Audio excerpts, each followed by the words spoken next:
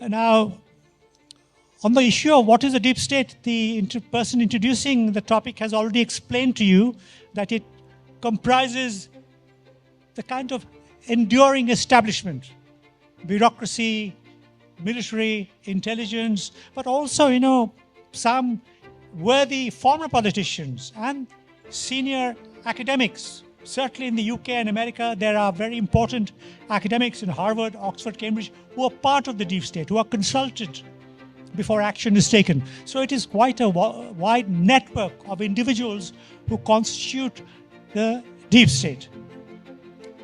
What is distinctive about the deep state as compared with the political class is the deep state embodies continuity. Politicians may come and go, but there's a high degree of stability in how the deep state perceives the place of their society in the world and how it operates. So continuity in the deep state is very important, because you should then consider how the great disruptor and his team, which has just won the White House, will be able to operate. Really, many of us are hoping it will ease matters for our Indian policymakers, and I hope so too, but I have my doubts as to the extent to which the enormous change, and there are some serious people who are good at causing disruption, unprecedentedly now in the White House. So maybe they will make a go of dealing with the bureaucracy. Now they actually have a reason for being upset with the bureaucracy. They feel the bureaucracy and the way it operated over many, many years, in fact decades, has led to the downfall of the United States, at least as an economy. That the self-interest of these people are inimical to the dynamic advance of their society. And I think there is some truth in this, because all bureaucracy after a while, and certainly we see this in this country, they are much more interested in protecting their own space than looking for dynamic change. So this is the deep state of the United States, the only deep state of great significance. Then there are deep states in NATO countries. Deep state in NATO countries ऐसा बड़े छोटे भाई हैं of the big deep state in Washington and elsewhere. And we have now discovered this unambiguously during the war in Ukraine. All these countries have done what they've been told by Washington. Regardless of the consequences for themselves, Germans have destroyed their manufacturing base.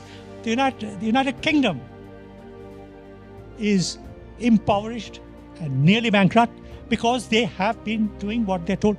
And even the Japanese, everybody has basically towed the US line for a war which seems to be completely crazy. Because A, you're not going to win it, and B, the cost of trying is too high, and of course in the process there is no Ukraine. The Ukrainian people have been destroyed, literally, because either a disproportionate number of them are dead, or an even larger number have fled the country, and they're not coming back. So this is the deep state which really matters. Do other people have deep states? Yes. Other countries have deep states. Nigeria, Argentina, India. But the distinctive feature of the deep state elsewhere is that their deep state is controlled by somebody else's deep state. Latin American deep states are ultimately the military dictatorships, and they are controlled from Washington. Nigeria now has broken a little bit free. We pride ourselves as being autonomous, and in some respects, while they're recalcitrants and determined people like Prabhat Shukla making policy, we have a fighting chance of retaining a degree of freedom. And though I am not from the bureaucracy, and I like to be critical of them, say horrible things, I have had the good fortune of meeting a lot of outstanding bureaucrats. So do not write off our bureaucracy. There are a lot of serious, good people. So yes, there are underlying issues with the way the bureaucracy works as a system, the operational protocols and all that, but we have a lot of good people, and that is why we have survived at all. If you think we have survived, and we have in some regards, what is it about us that the big deep state does not like and has never liked? We have pretensions to strategic autonomy. जो हमें करना है मैं सोच के करूँगा. And this has been true in varying degrees throughout. Of course, after 62, Nehru was in his knees begging John F. Kennedy, "Aap kuch kijiye," and all that.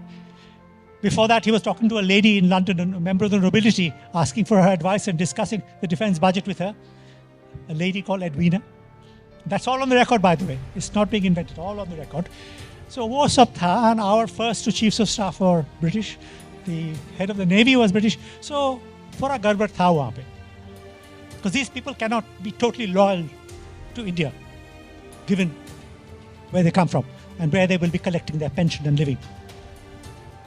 Indira Gandhi, for all her many faults, right? The way she failed to look after Indian interests after winning the war. There were reasons, and sound reasons, but she should have been belligerent and asserted Indian interests. I won't go into why she did what she did, because there were reasons. And then she gave us this gift of Khalistan. It was really her doing that put us in the soup. But even in 2013, when the man whom I do not like was Prime Minister, we were able to tell the Americans who told us, do not buy Iranian oil. We told them, we will obey the injunctions of the UN Security Council, but not your private ones. Now, that impressed me. We actually told them this. Later on, of course, they put the gun to our head and we complied. We stopped buying Iranian oil. So we have had this pretension of doing our own thing. And it is to our great credit that through poverty, PL 480 and everything else, we have been fighting always. And for this, we should all be proud. अच्छा से नहीं किया हम लोग, बहुत बार हार भी गए, but we have fought, and this is unique to India. Think of countries all over the world. India is unique in having attempted to assert and in many respects succeeded in asserting its autonomy. आपको क्या कहे? This man whom I have enormous respect for, इसको ये बंदा कह सकते हैं, ये तो थोड़ा ज़्यादा ही कर दिया. He says, I will do only my thing. And I will smile sweetly and I'll slap your back, but I will do my own thing. This is Narendra Modi. And that is why they do not like him. उसके खिलाफ कुछ भी कहो, and he has actually turned out to be a very smart operator internationally. And this I knew from way before he became Prime Minister or Chief Minister. He had been in action in Washington, and the ambassador there said how he operated in Washington to get sanctions against Pakistan by going to the right people and discussing with them. So he has form in foreign policy making. It's just a natural. He actually has a pretty good team. I like the people around him. They're clever and they're capable of being mean, which is exactly what we need. This is why they have been attempting regime change in India. Farmers' dispute, Delhi riots, Bangladesh. These are all aimed against us. Now, of course, there's been a sudden shift in the last 1 week. Let's wait and see. So they have been trying to pressurize us. And the one lever they have never given up, and they will never give up, is Pakistan. Pakistan is too useful a lever. Low cost. Now it is not low cost anymore, because the generals have made a royal mess of the economy. And I have written about this as to why they will never get out of it. They will never get out of it. And I've written a long article in the Sunday Guardian explaining why. But ठीक है, Pakistan is too useful. It also has a geopolitical location of great strategic importance. Initially, they used to use it as a base to spy on the Soviet Union. Then they thought this is a good way of constraining the Indians. Many years ago, an Indian High Commissioner came to have dinner at my place, and he said, I can only meet the Taiwanese rep as a guest in your house, because if I meet him and the Chinese find out, they will turn on the Pakistani tap, quote unquote. They'll turn on the Pakistani tap. So what is this business of the two deep states, China and the US? In my view, they cooperate against India. They both want to do us in. And I think this Adani Hindenburg scam had a role for both countries. But these enemies, how come they're doing this? Arey bhai, it's very simple. Before they can get their goals, they've got to get rid of Narendra Modi and the regime. Before they can entertain their dreams, they have to get rid of them first. So by cooperating, they're creating the precondition that each party believes that I will come out ahead, that I will be the one who end up in the driving seat. Both countries. If I had to guess who will come out ahead, I would have thought, all said and done, the Americans are likely to come out ahead. Because we've seen how quickly they've been pushing the Chinese out of Pakistan, or at least curtailing them. But don't forget, the Chinese have money and lots of it. And that is a critical factor in how many people you can buy. And they've been buying people all over the place, including countless journalists in Delhi and elsewhere in India.